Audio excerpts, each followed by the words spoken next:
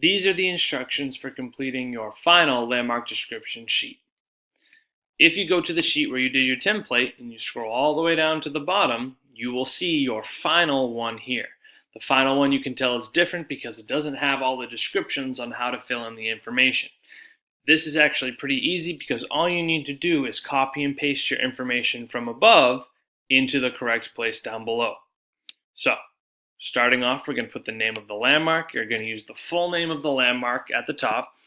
So we're going to put in Watertown Middle School.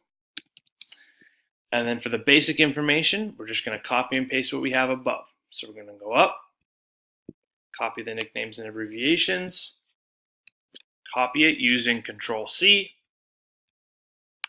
paste it using Control-V, and then we're going to do the same thing for address, purpose of landmark, and why it's a landmark.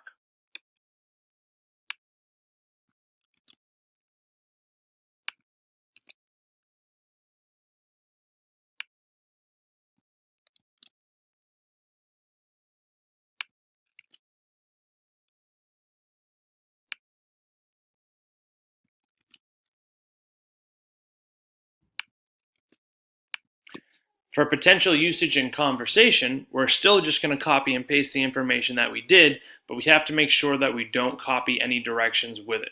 So for the one made-up quote about the landmark's relative location, we are not going to copy any of these instructions up here, just the information that we wrote in.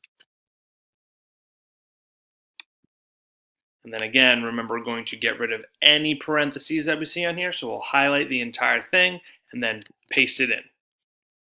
It'll often go all the way to the side, so we're going to highlight it, and then we're going to go up to here where it says Center Align, and we're going to click that so it's in the middle again. Same deal for the quote from the Watertown resident. We're going to go up, we're going to copy the quote that we have, paste it in, getting rid of all of the parentheses. That one landed in the middle, so we're going to keep it the way it is. And then you are done filling out your final landmark description.